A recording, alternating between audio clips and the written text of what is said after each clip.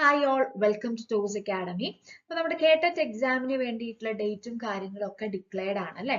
അപ്പോൾ നമുക്ക് ഇനി അങ്ങോട്ട് പ്രിപ്പറേഷന് വേണ്ട ഒരു ടൈമാണ്.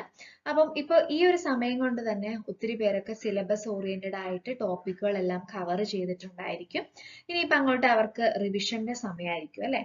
ഇനി അല്ലാത്ത കുറച്ച് കാറ്റഗറി ആൾക്കാർക്ക് എന്താണ് ഇനി നോട്ടിഫിക്കേഷൻ വന്നതിന് ശേഷമാണ് അവർ ഒരു എക്സാം ഓറിയന്റഡ് ആയിട്ടുള്ള പ്രിപ്പറേഷൻ സ്റ്റാർട്ട് ചെയ്യുന്നത് അല്ലേ? അങ്ങനെ പല ടൈപ്പ് ഓഫ് സ്റ്റുഡൻസ് ഉണ്ട്. കുറെ പേരൊക്കെ ടീച്ചിങ്ങുമായിട്ട് റിലേറ്റ് ചെയ്ത് നിൽക്കുന്നവരായിരിക്കും. അവരെ സംബന്ധിച്ച് കണ്ടന്റുകളും കാര്യങ്ങളൊക്കെ നന്നായിട്ട് അറിയാം. അപ്പൊ ഇനി ഒരു ചെറിയൊരു എക്സാം ഓറിയന്റഡ് പ്രിപ്പറേഷൻ മാത്രം കൊടുത്താൽ മതിയായിരിക്കും അല്ലെ? അപ്പൊ KTET എന്ന് പറയുന്നത് നിങ്ങൾക്കറിയാം ടീച്ചിങ് റിലേറ്റഡ്, പ്രത്യേകിച്ച് HSA വരെയുള്ള എക്സാമുകൾക്ക് LP UP ആവട്ടെ HSA ആവട്ടെ തുടങ്ങിയ എക്സാമുകൾക്കൊക്കെ നിർബന്ധമാക്കിയിട്ടുള്ള കേരളത്തിൽ നിർബന്ധമാക്കിയിട്ടുള്ള എലിജിബിലിറ്റി എക്സാം ആണ് അല്ലെ?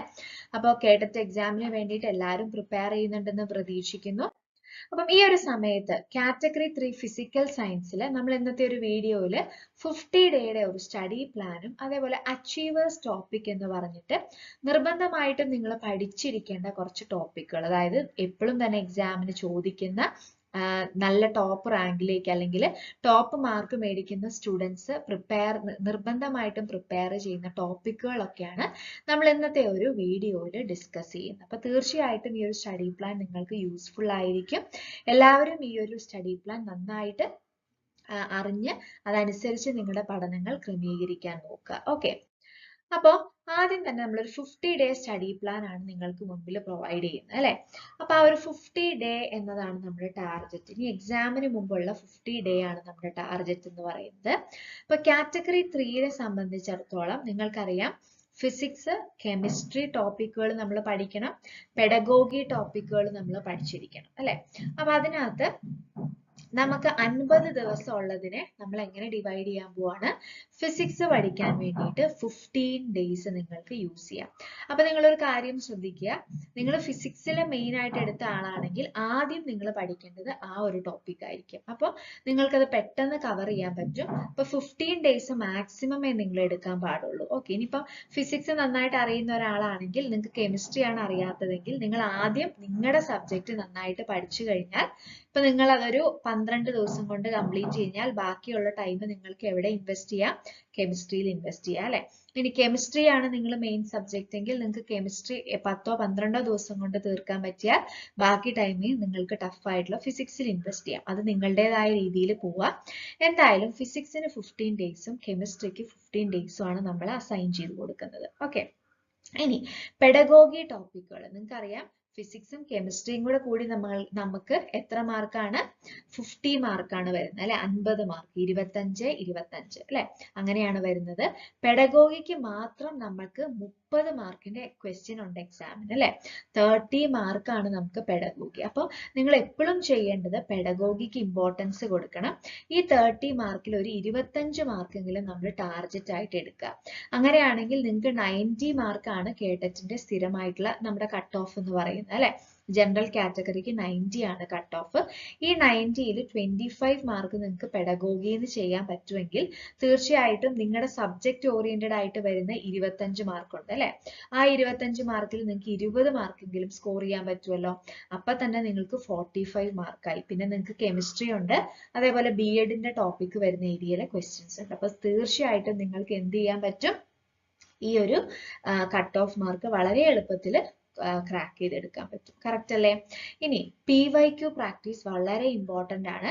ഈ ഫിസിക്സും കെമിസ്ട്രിയും പഠിക്കുന്ന 15 ദിവസവും നിങ്ങൾ ചെയ്യേണ്ടത് അതിലും ഈ PYQs ഉൾപ്പെടുത്തുന്ന വളരെ ഇമ്പോർട്ടന്റ് ആണ്. അതായത് ഫിസിക്സ് നിങ്ങൾ ഒരു 8-10 ദിവസം കൊണ്ട് ടോപ്പിക് തീർത്തെങ്കിൽ ഫിസിക്സിന്റെ PYQs നിങ്ങൾ ബാക്കിയുള്ള ദിവസം വർക്ക്ഔട്ട് ചെയ്യുക. കെമിസ്ട്രി അതേപോലെ തീർത്തെങ്കിൽ നിങ്ങൾക്ക് അതിന്റെ PYQs വർക്ക്ഔട്ട് ചെയ്യാം.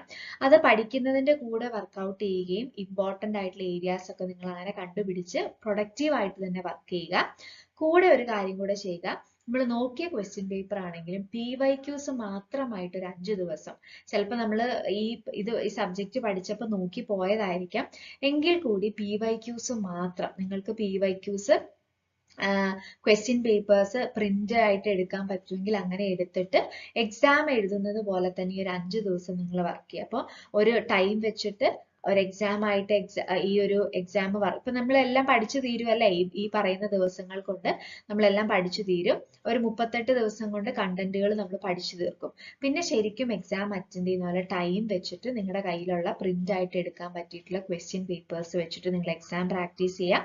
അപ്പൊ ഒരു ദിവസം ഒരു എക്സാം അറ്റ്ലീസ്റ്റ് നിങ്ങൾ 2019 തൊട്ടുള്ള ക്വസ്റ്റ്യൻ പേപ്പർ എങ്കിലും വർക്ക്ഔട്ട് ചെയ്യാൻ നോക്കുക. അപ്പൊ ഒരു ദിവസം ഒരു ക്വസ്റ്റ്യൻ പേപ്പർ വർക്ക്ഔട്ട് ചെയ്യുക, അതിന്റെ സൊല്യൂഷൻസ് ചെക്ക് ചെയ്യുക, എന്തെങ്കിലുമൊക്കെ ആഡ് ഓൺ ചെയ്ത് പഠിക്കാനുണ്ടെങ്കിൽ ആ ക്വസ്റ്റ്യൻ പേപ്പർ പഠിച്ചു വെക്കുക. അങ്ങനെ അറ്റ്ലീസ്റ്റ് നിങ്ങൾ 2024 നമുക്ക് പുറകോട്ടുള്ള ഇപ്പൊ തൊട്ട് പുറകിൽ കഴിഞ്ഞ 5 എക്സാംസ് വരെയെങ്കിലും നിങ്ങൾ നോക്കിയിരിക്കണം. ഓക്കെ, ഇനി റിവിഷൻ എന്ന് പറയുന്നത് ബാക്കിയുള്ള 7 ഡേയ്സിൽ നിങ്ങൾ ചെയ്യേണ്ട എന്താണ്, ഇത്രയും മാത്രം കാര്യങ്ങൾ പഠിച്ചതിന് ശേഷം, അതായത് നമ്മുടെ സബ്ജക്ട് ഓറിയന്റഡ് ആയിട്ട് സിലബസ് ബേസിലായിട്ട് പഠിക്കുക, പെഡഗോഗിയും അങ്ങനെ പഠിക്കുക, PYQ പ്രാക്ടീസ് ചെയ്യുക. ശേഷമുള്ള 7 ദിവസങ്ങൾ പഠിച്ച കാര്യങ്ങൾ തന്നെ റിപ്പീറ്റ് ചെയ്ത് പഠിച്ചുകൊണ്ടിരിക്കുക. മോക്ക് ടെസ്റ്റുകൾ മാക്സിമം അറ്റൻഡ് ചെയ്യുക. ക്ലിയർ ആണല്ലോ?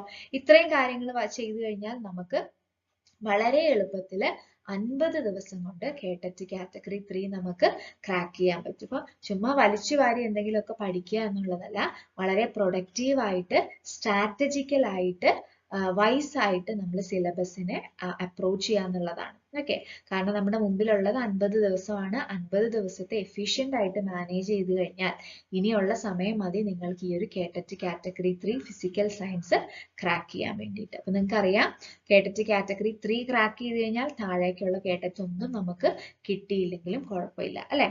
അപ്പൊ അതുകൊണ്ട് നല്ലൊരു ഇഫോർട്ട് കാറ്റഗറി 3 ഫിസിക്കൽ സയൻസിൽ തന്നെ നിങ്ങൾ കൊടുക്കുക. ഓക്കെ, ഇനി അച്ചീവേഴ്സ് ടോപ്പിക് എന്ന് പറഞ്ഞ് നമ്മൾ ഒരു ടോപ്പിക്സ് ഈ ഒരു വീഡിയോയിൽ ഇൻട്രൊഡ്യൂസ് ചെയ്യാണ്.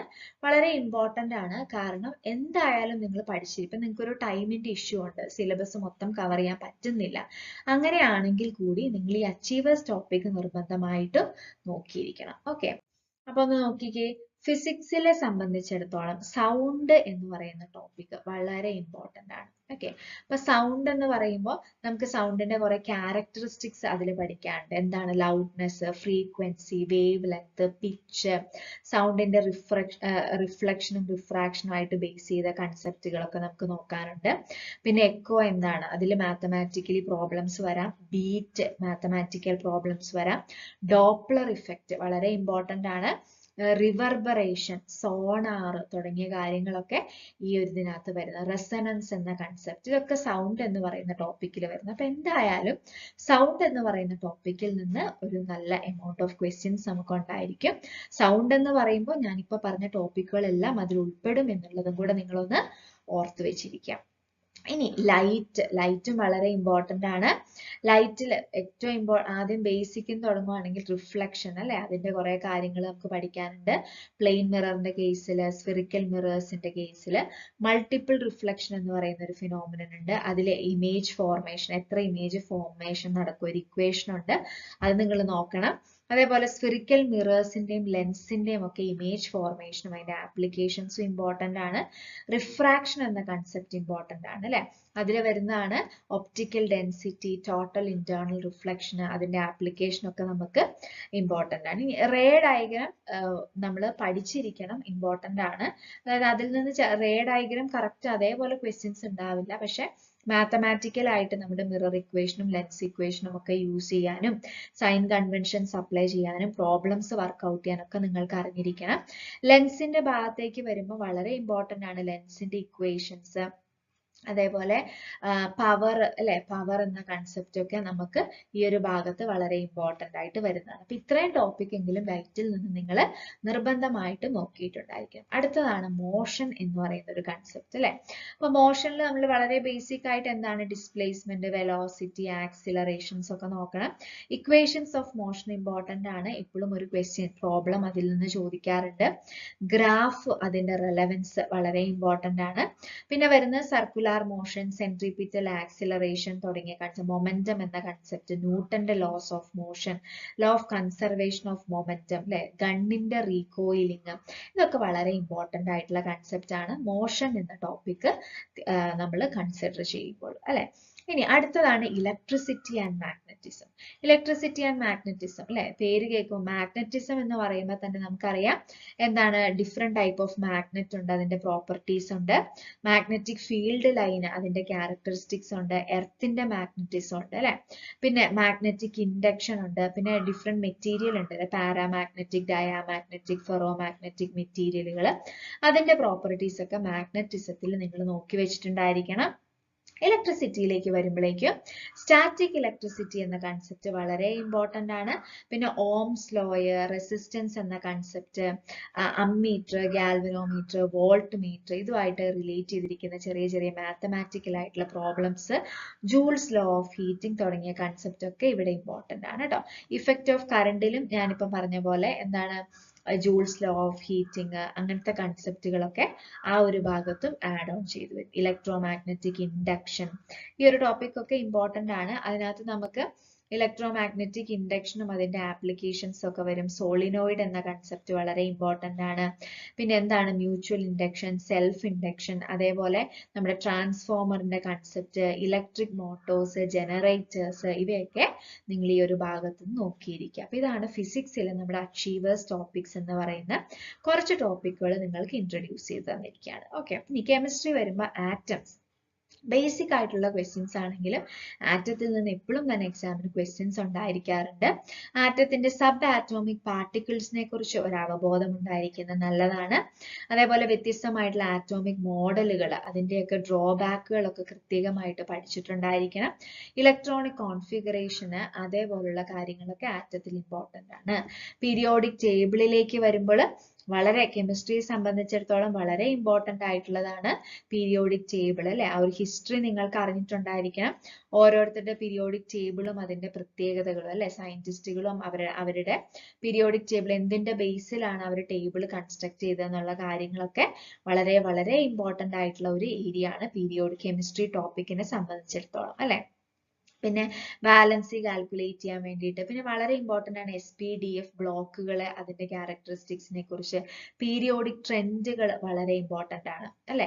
അതൊക്കെ നമുക്ക് ഒരിക്കലും ഒഴിച്ചുകൂടാൻ പറ്റാത്ത കാര്യങ്ങളാണ്. അയോണൈസേഷൻ എനർജിയുടെ കൺസെപ്റ്റ്, ഇലക്ട്രോനെഗറ്റിവിറ്റിയുടെ കൺസെപ്റ്റ്, അങ്ങനെ ആറ്റത്തിന്റെ സൈസ് എങ്ങനെ ഗ്രൂപ്പിൽ പീരീഡിൽ വേരി ചെയ്യുന്നു തുടങ്ങിയ കാര്യങ്ങളൊക്കെ വളരെ വളരെ ഇമ്പോർട്ടന്റ് ആണ് പീരിയോഡിക് ടേബിൾ എന്ന ടോപ്പിക് കൺസിഡർ ചെയ്യുമ്പോൾ.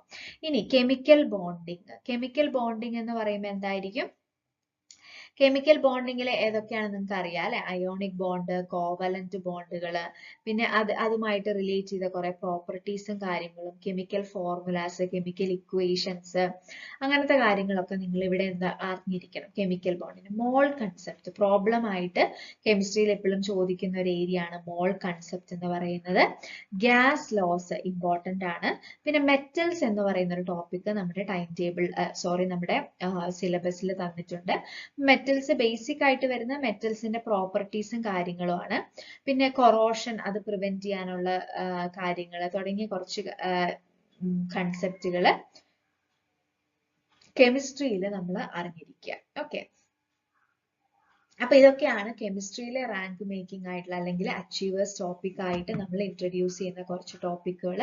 ഇതൊക്കെ നോക്കുക. ഇത് നോക്കുന്നതിന്റെ കൂടെ ഈ ടോപ്പിക്കിൽ നിന്ന് PYQs എന്തൊക്കെയാണ് ചോദിച്ചിട്ടുള്ളതെന്നൊക്കെ നിങ്ങൾക്ക് കറക്റ്റ് ആയിട്ടുള്ള ധാരണ ഉണ്ടായിരിക്കണം. ക്ലിയർ ആണല്ലോ.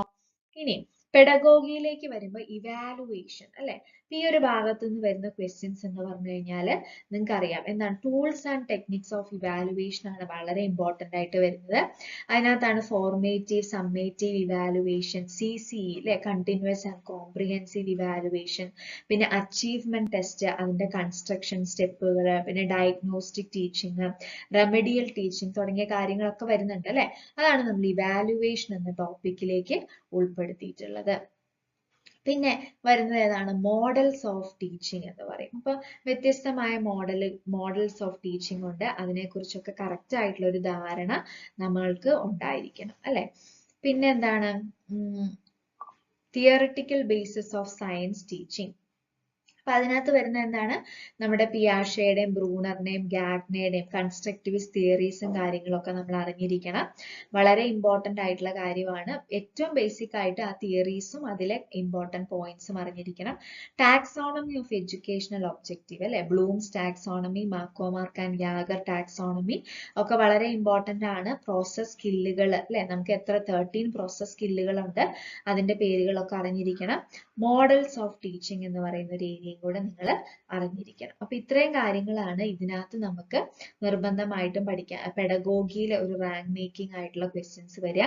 ഇപ്പൊ നിങ്ങൾക്ക് അറിയാം, പണ്ടത്തെ പോലെ വെറുതെ 4 ഓപ്ഷൻസ് തമ്മിൽ വളരെ വേരിയേഷൻസ് ഉള്ള കുറച്ച് ലോക്കൽ ആയിട്ടുള്ള ക്വസ്റ്റ്യൻസ് അല്ല ഇപ്പൊ നമ്മൾ കണ്ടുവരുന്നത്.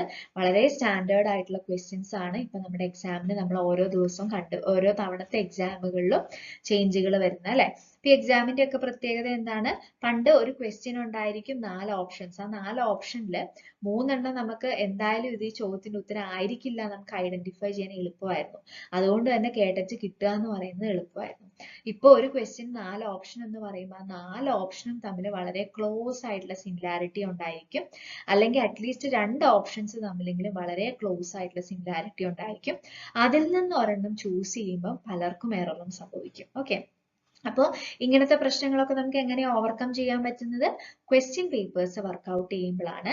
ആൻസർ കീ ഒക്കെ വെച്ച് നിങ്ങൾക്ക് നോക്കുമ്പോൾ നിങ്ങൾക്ക് ഒരു ധാരണ കിട്ടും അല്ലെ. ഇപ്പൊ 2 ഓപ്ഷൻ ശരിയല്ലേ നമുക്ക് ചിന്തിക്കും.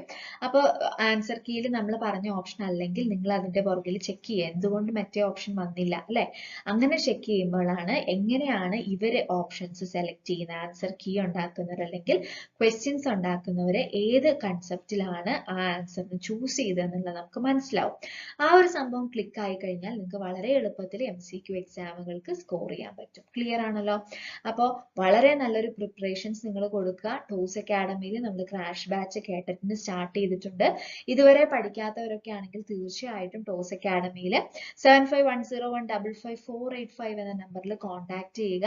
ഇനി അങ്ങോട്ടുള്ള ക്രാഷ് ബാച്ച് എന്ന് പറയുമ്പോൾ വളരെ എക്സാം ഓറിയന്റഡ് ആയിട്ട് മാക്സിമം പ്രോബ്ലം ഡിസ്കഷൻ ഒക്കെ ആയിട്ട് ഇഫക്റ്റീവ് ആയിട്ടുള്ള ഒരു സെഷൻ ആണ്. തീർച്ചയായിട്ടും ഇതുവരെ പ്രിപ്പറേഷൻ തുടങ്ങാത്തവരുണ്ടെങ്കിൽ ടോസ് അക്കാഡമിയുടെ ഈ ഒരു കോൺടാക്ട് നമ്പറിൽ കോൺടാക്ട് ചെയ്യുക. നമ്മുടെ ക്ലാസ്സുകൾക്ക് നിങ്ങൾക്ക് ജോയിൻ ചെയ്യാവുന്നതാണ് കേട്ടോ. അപ്പൊ ഈ ചെറിയൊരു ടൈം ഫ്രെയിമിൽ നിങ്ങൾക്ക് കേട്ടിട്ട് എലിജിബിൾ ആക്കുന്ന രീതിയിലുള്ള പ്രിപ്പറേഷൻസും സ്ട്രാറ്റജീസും ഒക്കെ നമ്മൾ നമ്മുടെ ബാച്ചുകളിൽ ഇൻട്രൊഡ്യൂസ് ചെയ്യുന്നുണ്ട്. ഓക്കെ, അപ്പോൾ ഓൾ ദ വെരി ബെസ്റ്റ്. എല്ലാവരും നന്നായിട്ട് പഠിക്കുക. എല്ലാവർക്കും ഇത്തവണത്തെ കേട്ടറ്റ് എക്സാം അപ്പിയർ ചെയ്യുന്നവർക്ക് കേട്ടറ്റ് എക്സാം ബീറ്റ് ചെയ്യാൻ പറ്റട്ടെ, അല്ലെങ്കിൽ ഇത് ക്രാക്ക് ചെയ്യാൻ പറ്റട്ടെ എന്ന് ആശംസിച്ചുകൊണ്ട് once again okay, thank you all. നന്നായിട്ട് പ്രിപ്പയർ ചെയ്യുക കേട്ടോ എക്സാമിന് വേണ്ടിയിട്ട്. ഇനി നിങ്ങൾക്ക് അറിയാം HSA ഫിസിക്കൽ സയൻസ് പോലുള്ള എക്സാമുകളും മറ്റ് HSA ഒക്കെ വിളിക്കാനിരിക്കുകയാണ് അല്ലെ. അപ്പൊ തീർച്ചയായിട്ടും ഈ ഒരു കേട്ടറ്റ് വളരെ നിർണായകമാണ്. ഈ ഒരു കേട്ടറ്റ് കാറ്റഗറി 3 നിങ്ങൾ പാസ്സായി കഴിഞ്ഞാൽ ചിലപ്പം നിങ്ങൾക്ക് HSA നമ്മുടെ ഫിസിക്കൽ സയൻസ് പോലുള്ള എക്സാമുകൾക്ക് PSC എക്സാമുകൾക്ക് അപ്പിയർ ചെയ്യാനുള്ള ഒരു ഭാഗ്യം കൂടെ കിട്ടും. അപ്പൊ തീർച്ചയായിട്ടും ഇതൊരു നല്ല അവസരമായിട്ട് കണക്കാക്കിയിട്ട് നല്ലൊരു പ്രിപ്പറേഷൻ കൊടുത്തു തന്നെ നിങ്ങൾ എക്സാമിന് വേണ്ടിയിട്ട് പ്രിപ്പയർ ചെയ്യുക. Okay, all the very best. Thank you.